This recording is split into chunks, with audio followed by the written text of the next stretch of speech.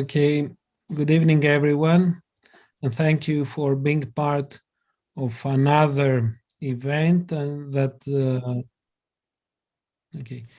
and thank you for being part of this event titled Demonstration of Serious Gaming Multiplayer Game Under Pressure. So it is this webinar, it is organized together with Bad News and Under Pressure, and it is together also with World Learning, and it is supported from Citizens and Cultural Exchanges Office from State Department, whom we thank. Today, my name is Nikos Panagiotou. I'm head of Global Communication, Global Digital Communication Network. And today we have with us John Rosenbeek, which is online games creator, researcher at DROG, and he's affiliated with the Department of Psychology at the University of Cambridge. We all aware of the well-known research regarding disinformation that has been published from that department, and John was part of that team. And also Lisa Root, which is a project officer from Bad News from Netherlands, and me, that I am from Greece. So it's kind of united Europe in a way with Britain in. So John, the floor is yours. Thank you. This is visible, right? Please let me know if it isn't. Yes, it is. So yeah, I'll be quick. Unfortunately, I'm very sorry that I have to leave very soon. But yeah, so what I wanted to talk about is sort of the background of the research that Under Pressure is based on. And the idea is basically based pretty much on this quote by Severus Snape from the Harry Potter series. To defend yourself against misinformation, you must be as flexible and as inventive as the yards that you seek to undo. So how do you do that? The idea is to build psychological resistance against manipulation. And the way to do that, at least according to social psychology, is through psychological inoculations. So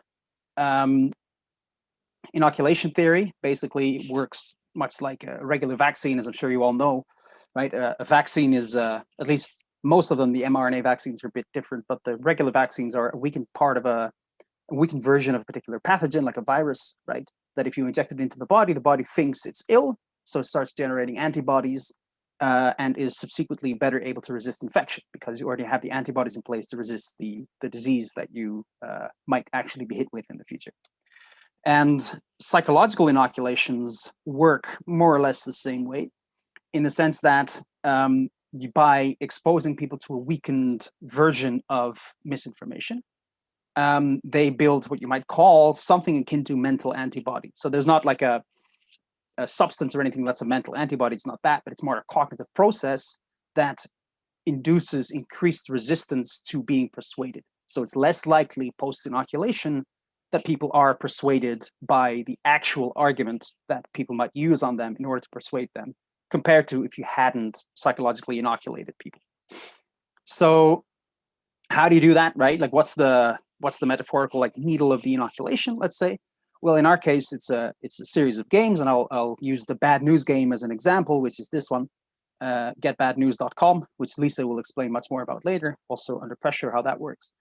And the idea with the Bad News game and some of the other games that we've made is you don't inoculate people against specific examples of misinformation, but rather against the techniques that are used in misinformation. So, for example, using emotion to basically trying to evoke a particular emotion is a very common way to influence people's reactions, right?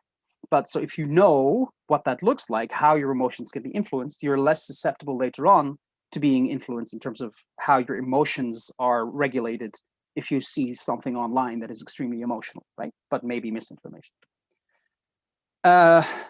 How did we test this? So what we did was we ran a whole series of what you call randomized control trials, where you have two groups. One group plays the Bad News game, which you can see here at the top, and the second group plays Tetris, and participants are randomly assigned to one of the two groups, right? And what you then do is both groups rate a series of headlines, let's say on a particular scale.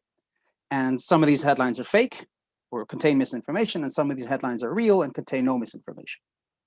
And what you compare is, for example, the perceived reliability of each headline, right? Which what you hope to see is people who have been inoculated, i.e. people who've played the bad news game, find misinformation significantly less reliable after they played compared to the control group, right? Which would mean that the game itself is responsible for making people more susceptible to, or better able to spot misinformation in these headlines that we showed them. And that's exactly what we found. So this is, here's the data distribution and the plot that we created in this paper by our colleague, Melissa Basol from last year, where here you see on the y-axis the perceived reliability of misinformation, and this is the control group, and you see that it's pretty much 0, right? And whereas for the inoculation group, it's much lower than 0. So this is a very significant difference in terms of the effect, meaning playing the game reduces the perceived reliability of misinformation by quite a lot. And interestingly, we also looked at how long these effects last. And here you can see a bar graph, right? This is T1. And again, now the pink one is the control group and the blue one is the inoculation group. Green, sorry, I'm a bit colorblind. And here, this is T1. This is before people play the game or play Tetris. And you see that it's pretty much equal. And here, T2 is immediately after. So you see a big difference, meaning the perceived reliability of misinformation is much lower for the inoculation group. And T3 is 1 week after playing. T4 is 5 weeks after playing. And T5 is 13 weeks after playing. So what you see is that this psychological resistance basically stays present for quite a long time, like up to 13 weeks with regular sort of reminders. So that's an indication that this effect is pretty robust and pretty strong as far as psychological effects go. So that's the research background. Thank you all very much for listening to me. I hope it wasn't too confusing or anything, but I have about 1 or 2 minutes to answer some of your questions if you have them. So thank you very much. Thank you, John. I will have to say that John didn't try to convince you to take the vaccine, but he really explained how the vaccines work, and especially he presented very accurately and on time the very interesting research that you can also find it published in a scientific journal, because it was a very influential research. So, questions? Before we let John leave us, John, you will promise us that you will come back again in another webinar from September. We will have you with us. Thank you. Happy to. Yes, and I'm very sorry again that I won't be able to be joining. Thank you very much. Thank you very much, John. Wonderful. Looking forward to have you. Now let's move to now let's move to Lisa Hood, that she's a project officer from Bad News from the Netherlands. Lisa, the floor is yours.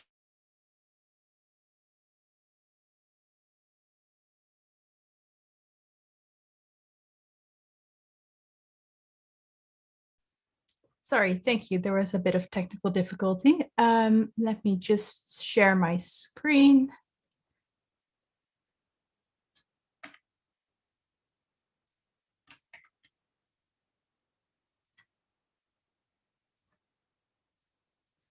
All right, so hopefully everybody is able to see my screen now. Yes. Welcome everybody, it's very nice to have you all here. I am Lisa, I am a project officer for Bad News, and I will be talking to you about Under Pressure, which is a multiplayer game we developed specifically to be used in classrooms. So first about Bad News. Bad News is a daughter of the Drog company, which is a company that focuses on disinformation and how to combat it. As John previously mentioned, we have developed a couple of games, and that is all based on the Inoculation Theory.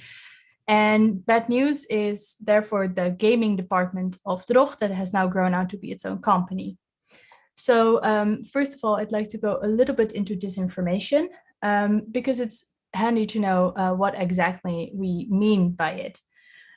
Because disinformation is false or misleading information with the intent to deceive its audience. It can also be labeled sometimes as misinformation. Misinformation is also false information, but as opposed to disinformation, misinformation is simply that has no malicious intent.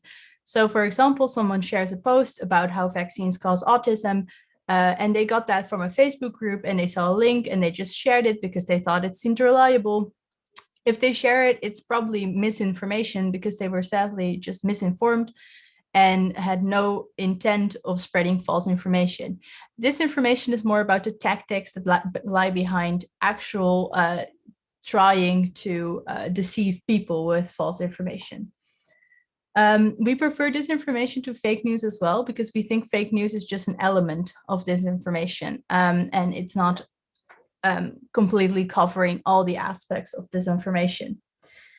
And next to that, fake news isn't always completely fake. Sometimes it's based on a simple fact that has been misrepresented. So it's more of a tactic than an actual term. And we at Bad News, we develop serious games that help people with recognizing the tactics, as John just mentioned. And we started in 2016 with our original game, Bad News, which is the broadest game we have in regard of disinformation, because it tackles the most important tactics and manipulation, and it's not specifically themed. In the meantime, we have developed 3 other games, one of which is Harmony Square. And Harmony Square is our second newest game, which has been developed in collaboration with Cambridge University and the Global Center of Excellence in the United States. And this game is centered around democracy and politics. And it is more about how disinformation is used to destabilize politics. In the game, you play the role of a disinformation tycoon, and you try to destabilize a nice cozy town called Harmony Square by using disinformation. And it gives you more insight on how information is manipulated around elections, for example. And the newest game we have is Go Viral, which is a 5-minute game that helps you protect against disinformation about COVID-19, the global pandemic, which we have made in collaboration with the UK Cabinet Office and the Social Decision-Making Lab of the University of Cambridge.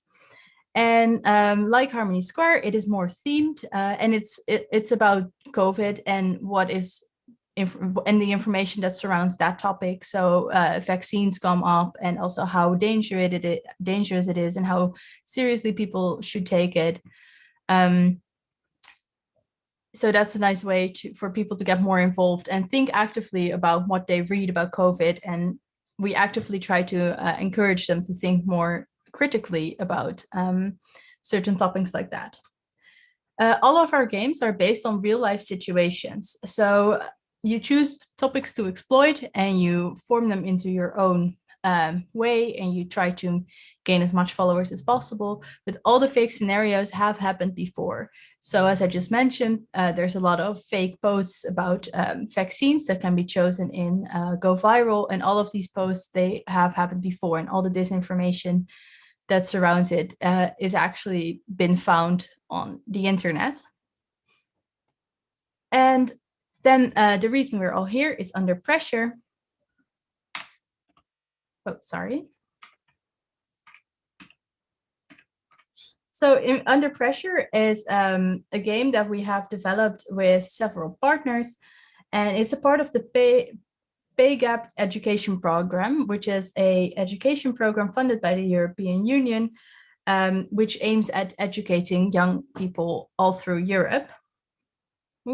Together with Bad News, Diversion, Frieshuset, Asia Europe, Uppsala University, and Schwarzkopf-Stiftung, this game has been developed into a workable and fun experience that can be used in classrooms all over Europe. Diversion is already currently rolling it out in the Netherlands and has been done in over 20 classrooms already. So we are extending our reach more and more. And through playing the Under Pressure disinformation game, students gradually gain more knowledge about the techniques and strategies that make disinformation so successful. So we don't tell students what news is fake and what is real. We just let them experience it, which is a better way for them to deal with and learn to recognize fake news. So the program is based on peer education, which means that we ask young, students or like young professionals to go into classrooms and start the discussion with the students in the classroom. This has several advantages because those people are often closer in age to the students in the classroom, which sometimes makes it more accessible because it's easier to discuss certain topics, especially controversies or taboos, with someone who is more your own age than with an older teacher, for example. And peer educations are therefore uniquely equipped to bridge the gap between the teacher and the student.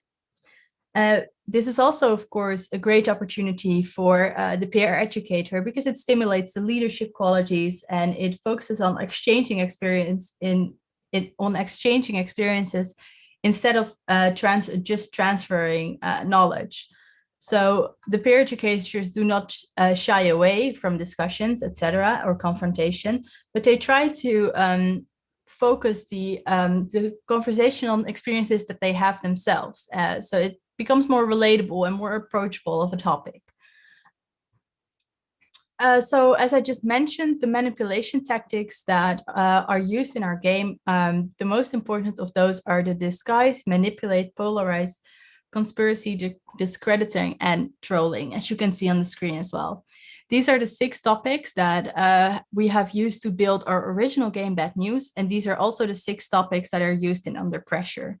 The disguise means that you pretend to be someone else. You choose a fake name, you choose a fake account, which is something that happens a lot, especially on fora like Twitter. It's very common that people are not actually real, and bot armies are becoming like a bigger problem.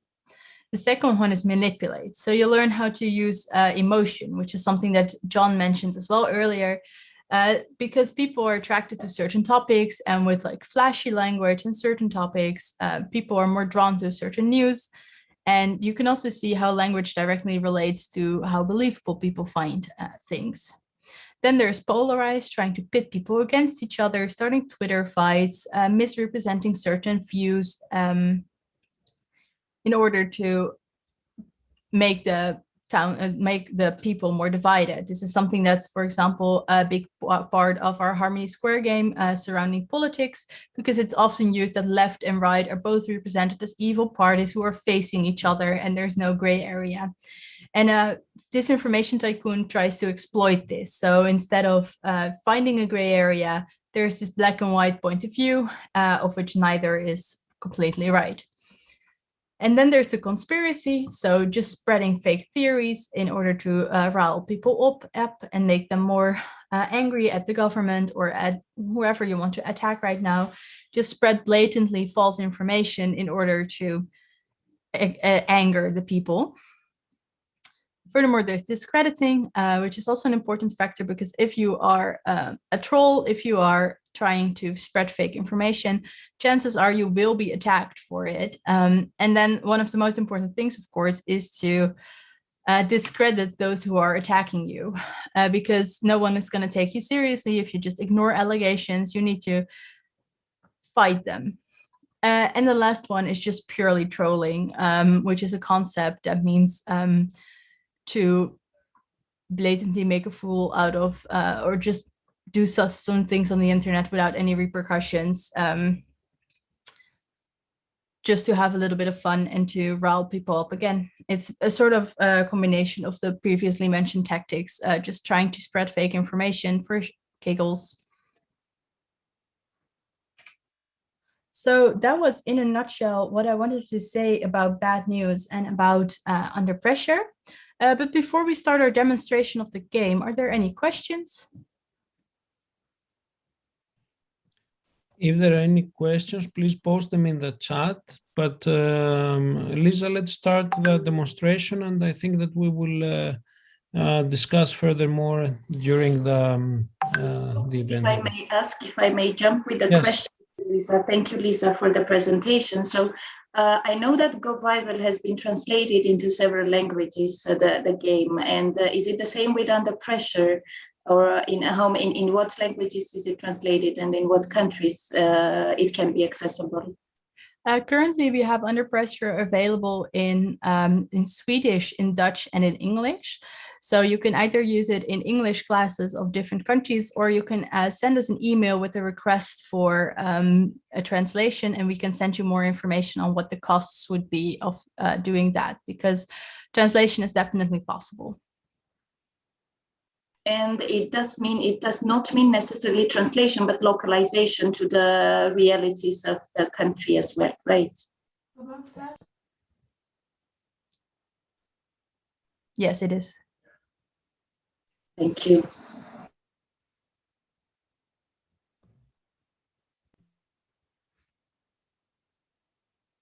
All right, if that is all the questions for now, I would invite you to go to the link that I am currently showing on the screen.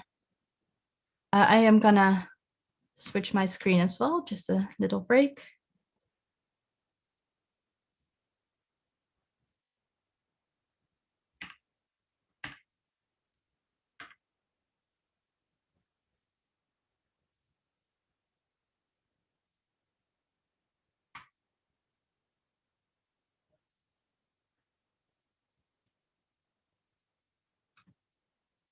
So if everybody could go to upr.to/JJFFBX, I will wait till I have most of the teams connected.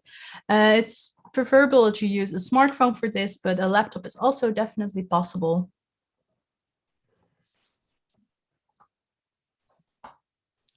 If you can leave, yes, in order for everyone to connect. Sorry? No, if you can leave it the list there so everyone can see the URL. Yeah, the link is still visible on the screen, yes? Yes, exactly. Perfect.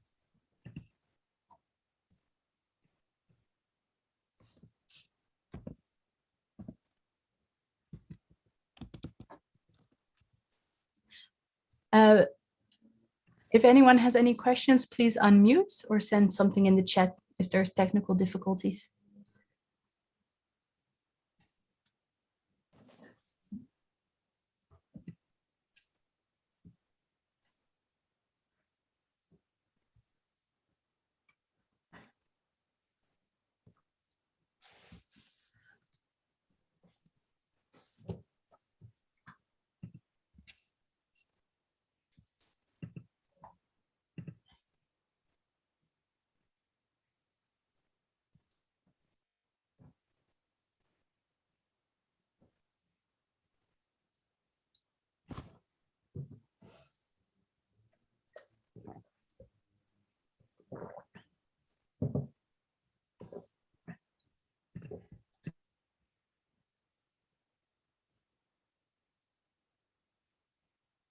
All right, shall we just start, or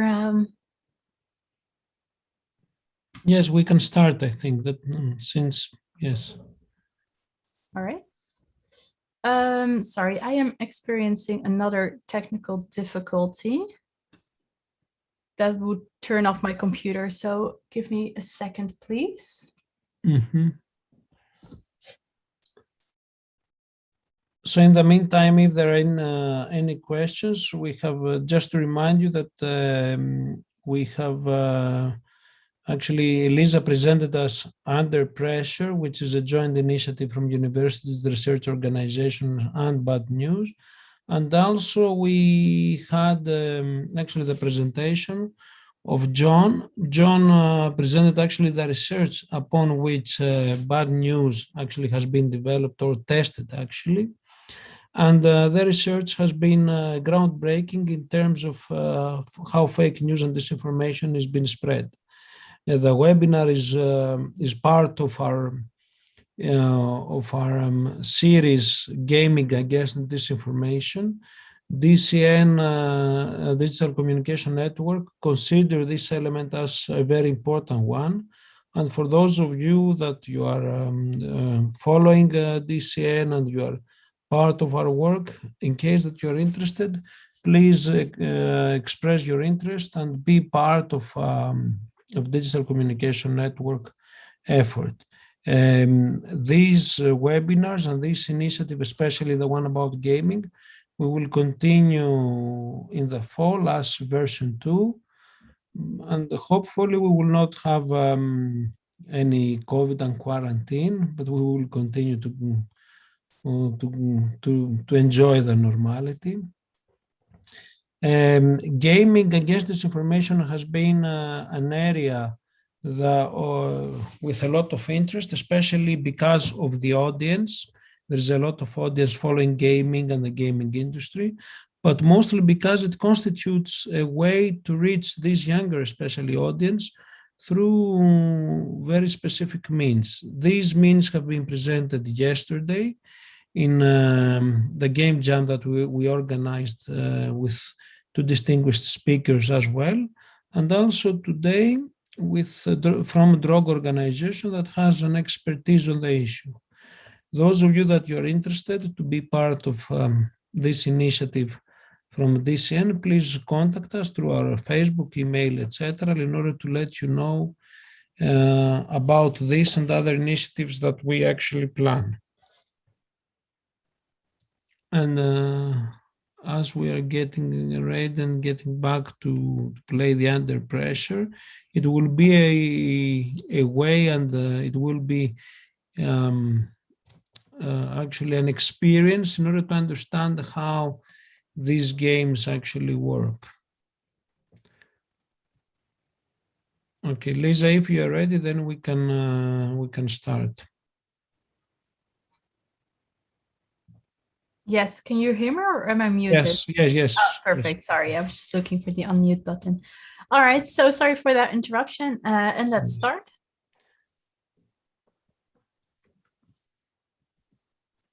All right, so there's at the moment very little for me to do because in this case, I would be the teacher.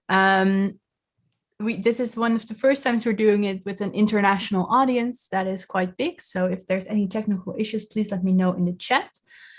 So we can, so I can solve them or make a note of them. And yeah, that's it. Have fun. Thank you.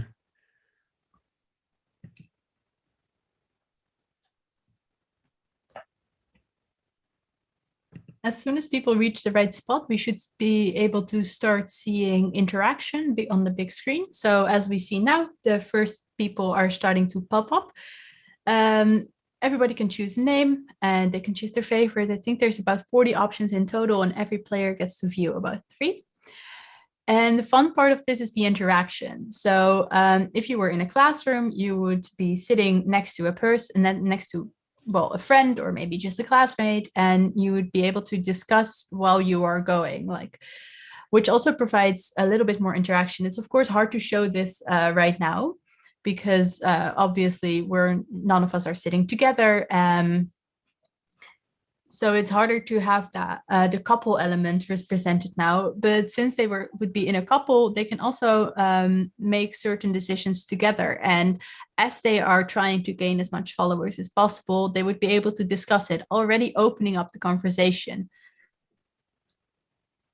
So as you see now, the first people are starting to gain followers. And as a tip, sometimes what you reply to our narrator is also of influence on your amount of followers. Sometimes it pays to be mean.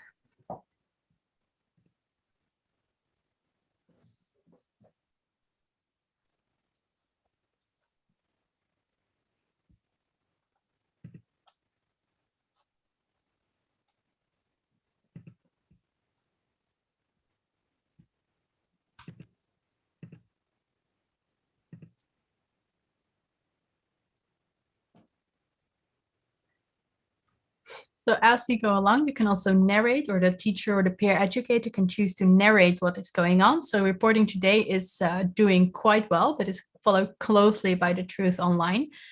And but that does not mean that they are going to win, because there is still the possibility that some other people will make some very good choices and end up doing a last minute takeover. As you can see, the truth online and reporting today are having a very lively rivalry.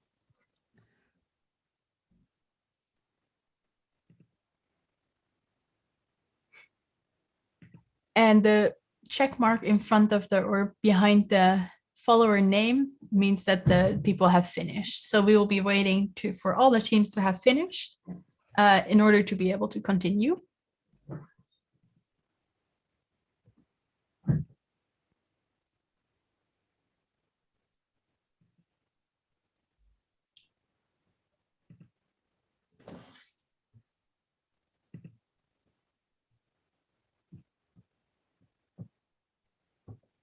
So there's, of course, also a bit of a waiting game going on as you wait for everybody to finish to make their choices and make their peace with it. And in the classroom, this would also, of course, be a bit more lively. So please imagine this in a room full of 14 years olds. Mm-hmm.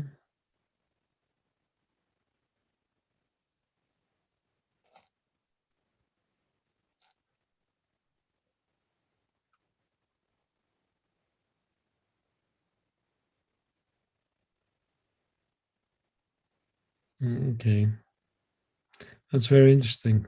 Mm-hmm.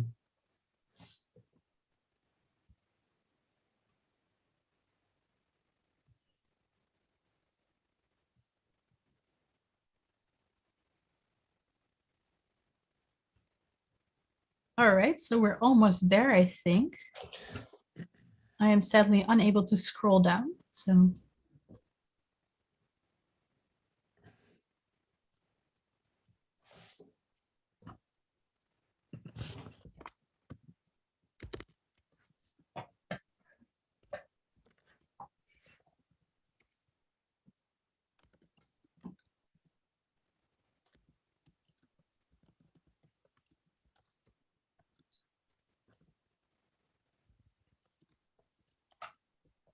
So furthermore, as you can see, it's not necessary in this game to be very speedy because even because it's sometimes it pays to make very well considered choices.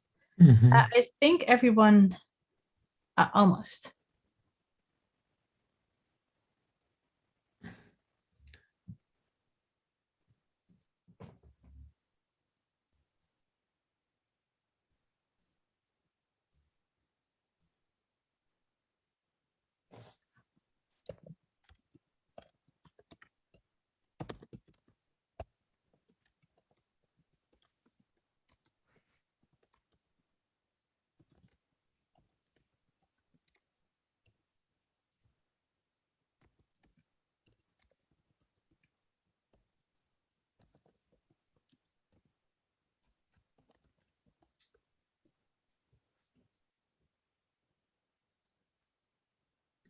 What are the reactions in the classroom, Lisa? When there is this has been applied into a classroom, what are the reactions? Do they respond, and in what way?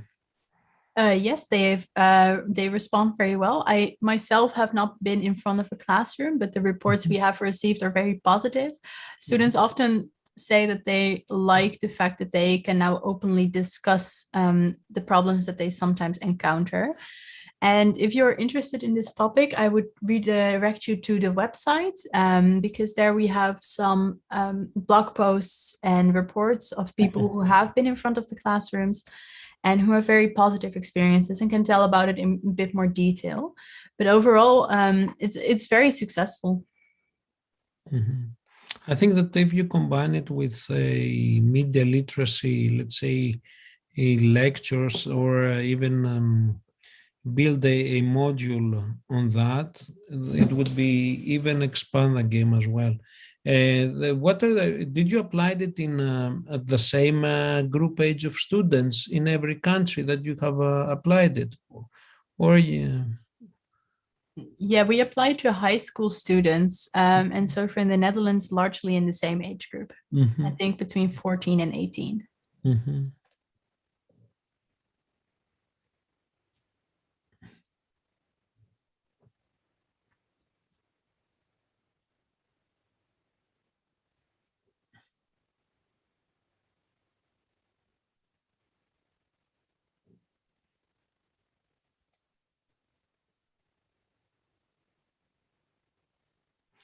Okay, I think that participants should give their feedback as well of the game. Yes, I think, yes, we're almost done. I see News Online is making the largest yes. So now we are, as you can see on the screen as well, all the participants and all the players are done. So now I can click end level, and this directs me to the discussion part. So after every aspect, the teacher or the peer educator, whoever is leading the workshop, will ask some questions. So you start with a congratulations badge, and then there's some questions that are also directed at the participants. So for example, Team Storygram. Why did you choose this name? So you're setting up a fake news emporium, which is challenging the players even more to interact with the game, because we have the our bad news game, which is very similar, but the Under Pressure game adds this multiplayer layer. And by asking the players in front of a group to justify their choices also makes them think another time, because you have to go beyond, I thought it was funny, because now you have to explain it and think about it a little more. And when there's a bit more interaction, it will stay in your brain a bit longer, because repetition and critical thinking, these are all the skills that are also employed in playing this game. Another question is, or sometimes there's like statements like these, that impersonating someone else and disguising yourself as a credible news source is a smart move, because it already gains you some followers and it will give you a bit of reliability. People are more likely to believe you. This is something that comes back in the game, and you can now discuss it more extensively. You can ask the group, for example, if they've ever followed someone and then found out it wasn't actually real. We've conducted this experiment in the Netherlands as well. We decided to set up something called the Dutch Post, and we made it as a simulation environment to use in our games and in education. And then people started following us and actually started believing some of the stories we put out. It's like The Onion in the UK, for example. Sometimes people will believe it. And then you can also discuss how there's no Lisa, may I interrupt you? Because yes, of course. there's a question, so we can continue this presentation because it offers valuable insight, but there is a very interesting question. How many students can be involved in the game at once? At least 30. At least 30. Okay. Yes, and I think it's I think it's 30 couples. Mm-hmm. And I think Simone van Dijk, who is involved with diversion, also made the interesting point that yes, it can only also be used for the age group until 23. Mm-hmm. Okay.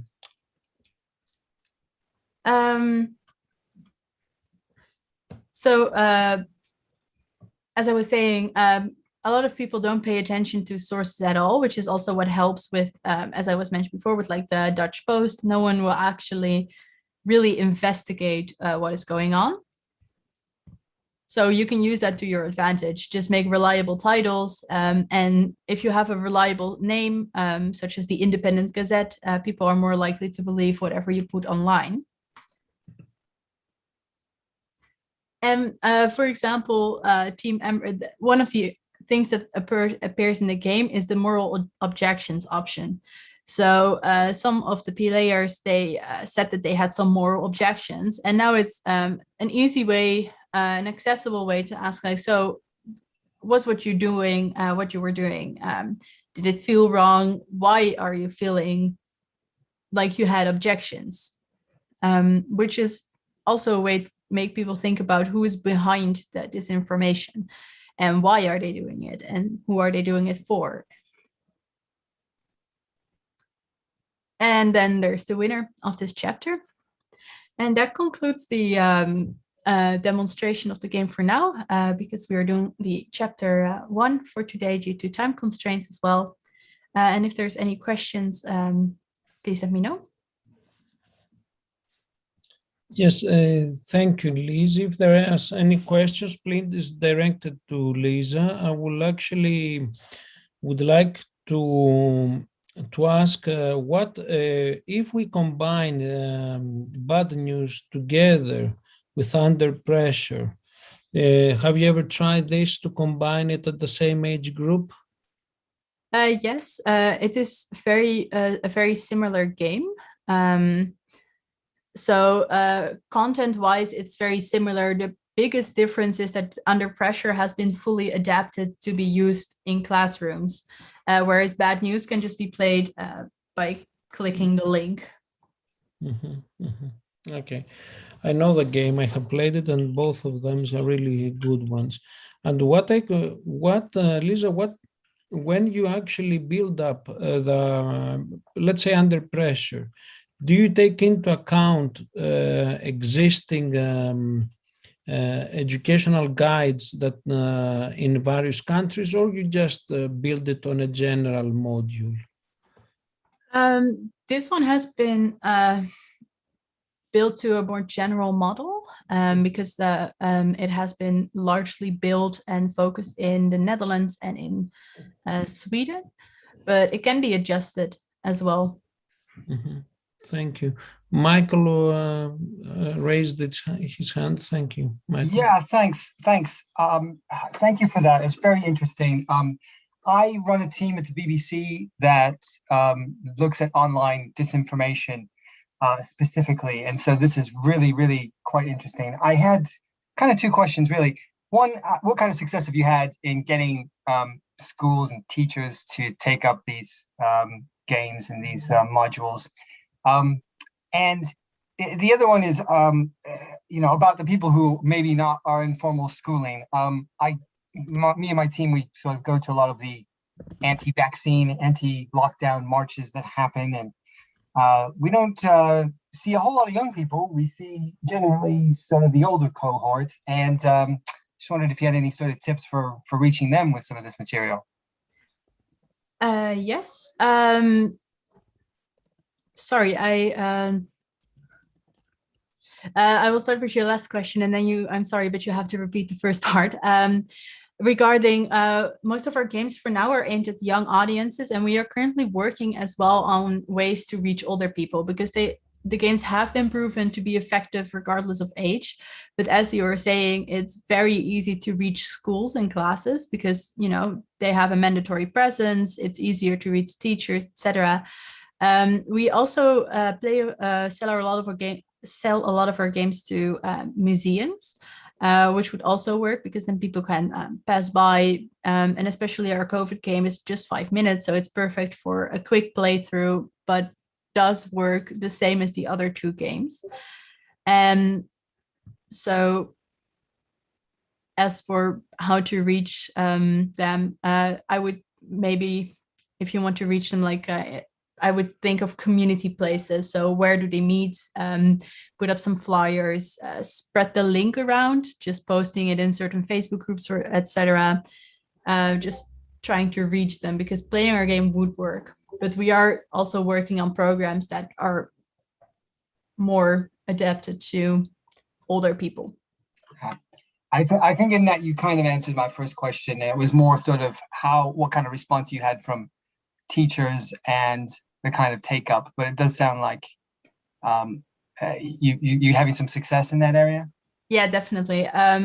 We are still at the start of rolling out. We are currently at the start of rolling out through Europe, but Diversion is doing a really great job in the Netherlands, having a ton of success, and we're getting a lot of positive feedback on how the game is received in the classrooms. So for now, we are still working on promotion and spreading in Europe. Thank you for your question. Great, thanks. Thank you, Michael. BBC division regarding disinformation is doing actually an excellent work on that issue as well. And thank you for the questions, Michael. I would like to ask if anyone else has another question. Okay. I would like now to, since there are not any other questions, to actually Meet, please. Yes. Hi. I'm Mite. I'm working in international organization, and we are dealing with disinformation. And lately, we are trying to develop a game, which is a board game, not an online one, on disinformation, and we are halfway through it. It's going to be in Macedonian language, so it's going to be the first probably. Do you have any experience? I mean, first probably here in the region and or in our country, a board game specifically, because we kind of like think that maybe online is good, but specifically because of the need for the students to play it in the classroom, we thought that maybe physical game might be a better option, especially because we don't have in our country a lot of possibility for digital education. So do you have any experience in developing physical board games that are not online and having them as educational tool in the schools? Yes, well, first of all, the Under Pressure program is indeed online, but the only thing you need is a smartphone per 2 students, and it would be preferable to have a smart board or a beamer in the classroom and a stable Wi-Fi connection. Those are the 3 things that that are the technical requirements. And furthermore, we have not developed any board games, but I do know that our founder, Ruud Oosterhout, he originally wanted to develop a board game, and he did a program that stimulates innovative measures, and he started out with developing a board game, which then turned into Bad News. So if you would like to have more information on that, please reach out to me, and I will ask him if he has anything lying around from those days that could possibly help you in your development. Also, our game Bad News is available in Macedonian. Oh, really? I think so. I think it's in Serbian, because like I think last year I wrote an email and then I never got back from you guys about translation into Macedonian. Maybe it's, something already happened, but I'm not. Yes. But I'm not sure. I'm sorry to hear that. And if you still are interested, please send us another email, because yeah, sure. It's, because I'm not sure if it's in Macedonian. I know I saw it. There is in Serbian version, and that's why I was really eager to see it in Macedonian as well. So I will send you another email for that. Perfect. Thank you. Great. Thank you, Mite, as well. Any other question? I did see that Olga posted a very interesting question in the chat. Yes. So I'd just like to go back to that for a little bit. And I'm reading through your question, and please let me know if I answer everything. The problem that you are describing is something that we are also dealing with. We try to make our games as accessible as possible, and we also try to make them as easy access as possible. So non-controversial. We try to steer away from really big controversial issues, and we try to take broader ones in order to make sure that people who have very extreme views are still able and wanting to play those games. But as I also just discussed with Michael, it's sometimes difficult to reach people outside of the classrooms, because classrooms are a very natural environment where it's easy to reach groups. So I hope that answers a bit of your question. We are working on it very hard, but it's quite difficult. I'm sorry, but thank you very much for trying to respond to the question, Lisa. I actually formulated this question for you and the creator of the game which had been presented at the beginning of the session, and it is not so much about the classroom only. It is the game for the users of a larger social audience, because you could understand that behind every student in the class, every learner, there is some social, let's say, a structure, right? So first of all, in some countries there could be many barriers to bring the games and to have them tested in the classroom, and even if there are not even, but in case of the absence of these barriers, some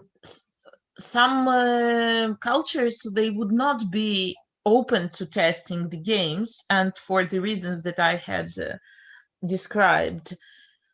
So basically, I was trying to address this issue, because I don't know if it means that these social groups need not be approached at all with the gaming through the games, because they could only harm them further. Or there is another approach that needs to be developed, so that there is not so much barrier to have the games reach and to do something good to their users. Well, thank you for your input. We have encountered multicultural classrooms in our programs, of course. And we indeed do notice that some cultures are a bit more hesitant about disinformation, and they deal with it very differently. But for us, the most important thing is to open up the conversation. We are not trying to immediately convert anyone into extremely critical people who notice all disinformation at the drop of a hat. We try to open the conversation, especially for young people, to make them aware of the gray areas that exist in social media space. I think that's the most important part. And I think from the feedback, we have also seen that no matter the cultural background, that message does work.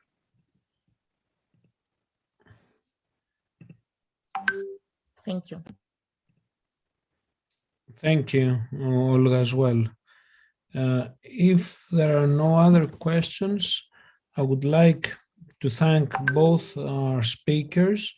And actually, Lisa, thank you very much for being with us and actually playing the game with all the participants. I would like also to thank John as well for accepting our invitation, and also all of you that have participated in this event, that it has been brought to you from Digital Communication Network as part of our series Ideas in Action, with a special emphasis in gaming against disinformation. This series of webinars, it has been brought from DCN together with World Learning and with the support of State Department Citizens and Cultural Exchanges Office. Thank you very much for being here with us. We will come back on this topic with another series from September, but we will have events in next week as well. So stay connected and stay with us. Thank you very much. Thank you.